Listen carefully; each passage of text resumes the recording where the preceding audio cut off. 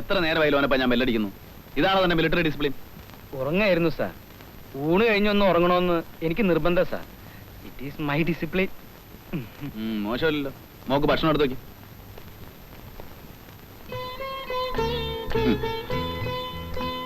അച്ഛൻ പോന്നപ്പോ മോള് കരഞ്ഞോ? അച്ഛൻ പോന്നപ്പോ മോക്ക് സങ്കടം വന്നു. അച്ഛൻ എന്തിനാ മോളെ ഒറ്റയ്ക്കാക്കിട്ട് പോന്നേ? മോളവിടെ ഒറ്റയ്ക്കല്ലല്ലോ. മോക്കവിടെ ഒത്തിരി കൂട്ടുകാരികളൊക്കെ ഇല്ലേ? പിന്നെ അച്ഛന് ബാങ്കിൽ പോണ്ടേ? ആട്ടെ, ഇന്ന് മോളെ എന്തൊക്കെ പഠിച്ചു? പാട്ട് പഠിച്ചു അച്ഛാ. ആഹാ, എങ്കിൽ അച്ഛനൊന്ന് പാടി കേൾപ്പിച്ചേ. Baba black sheep, have you any wool? Yes sir, 3 bags full. One for my master, one for my... അച്ഛാ, അമ്മയുടെ പേരെന്താ?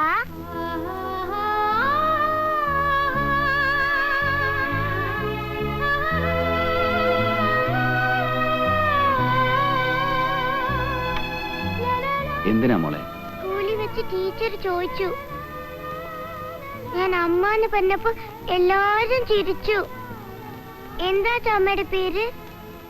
ആര് ചോദിച്ചാലും മോള് പറയണം മോളുടെ അമ്മയുടെ പേര് മീര എന്നാണ്. ഒന്ന് പറഞ്ഞേ. മീര. മീര.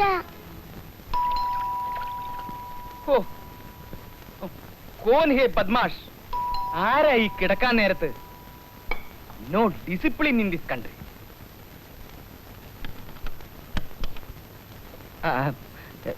സാബായിരുന്നോ? കിടക്കാൻ സമയമായി കാണും അല്ലേ? നന്ദനോടെ മോളെ ഉറക്ക.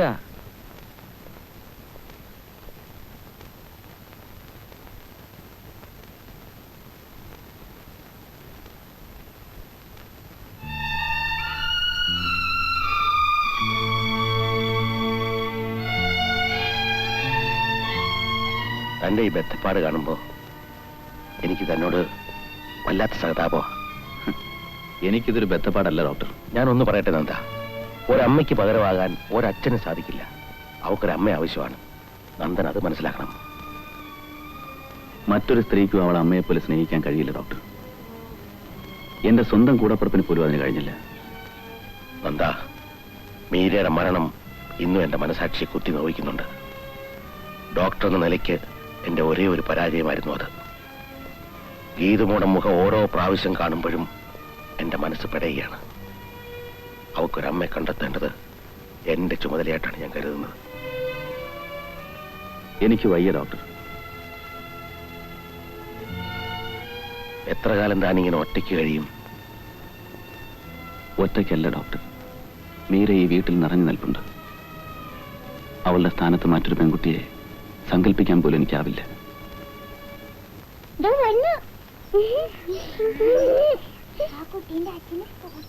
എന്റെ അച്ഛന് സ്കൂട്ടറുണ്ട്.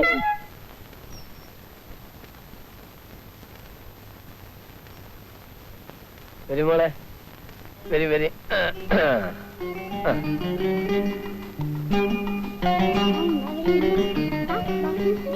ഒന്ന് ഒതുങ്ങിയിരുന്നേട്ടെ മക്കളെ. മോളൂട്ടും കൂടി അങ്ങോട്ട് ഇരിക്കട്ടെ. മോളിരി മോളിരി.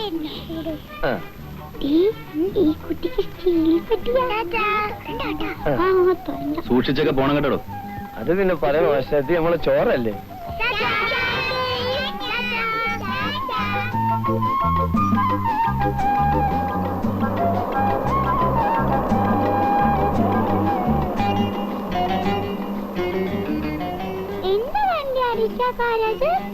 അതൊരു ബസിന്റെ പാതിയാ മക്കളെ. കണ്ടക്ടറും ഡ്രൈവറും വഴിക്ക് വെച്ചോടക്കിയപ്പോ ഡ്രൈവർ പാതി ആയിട്ടിങ്ങ് പോന്ന്.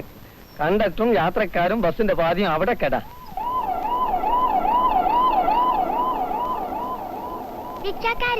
അതെന്ത് വണ്ടിയാ? അത് ആംബുലൻസ്. കയ്യും കാലും മുറിഞ്ഞവരും മരിച്ചുപോയവരും കൊണ്ടുപോകുന്ന വണ്ടി.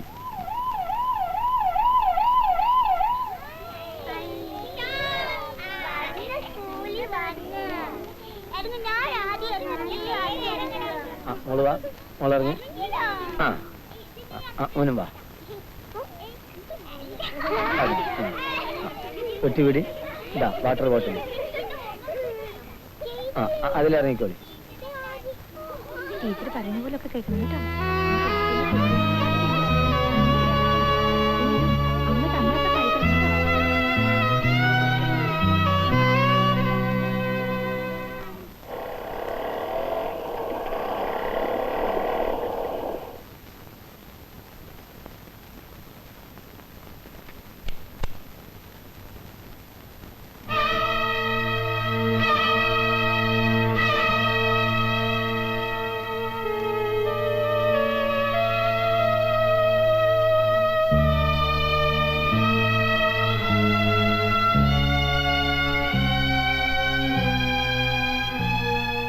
ബാക്കി. താൻ വെച്ചോ, വണ്ടി വിടോ. 20 രൂപ ബാലൻസ് ഉണ്ട്, അയാൾക്ക് വേണ്ടെന്ന്. നല്ല വെള്ള.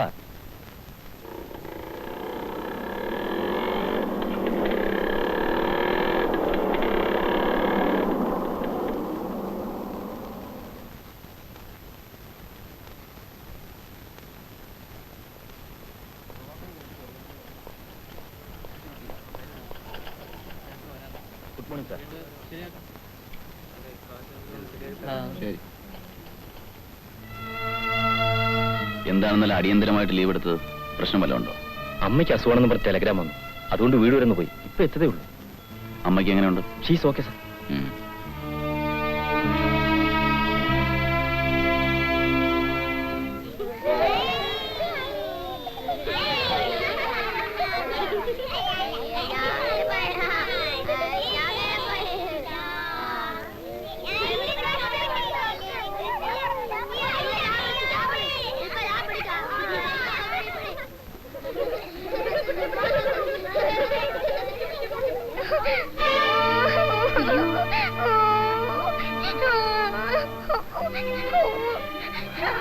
ഏയ് സാരമില്ല, അല്പം തൊലി പൊട്ടിയതല്ലേ ഉള്ളൂ. മോള് കരയാതെ. അതിനാണോ കരയുന്നത്? ടീച്ചർ മരുന്ന് വെച്ച് എടുത്തരാം. കമലേ, ആ ഫസ്റ്റ് എയ്ഡ് ബോക്സ് എടുത്തേ വേഗം. മോള് കരയാതെ, ഇപ്പൊ മരുന്ന് വെച്ച് കെട്ടിത്തരാം.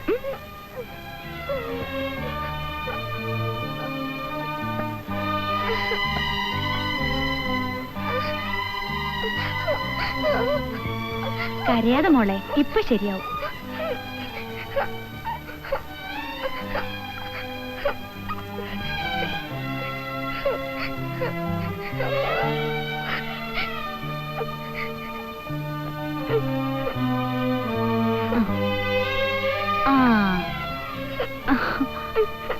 ഗീതുമോള് നല്ല മോളല്ലേ, ഒന്ന് ചിരിച്ചേ. ചിരിച്ചേ മോളെ, ചിരിച്ചേ.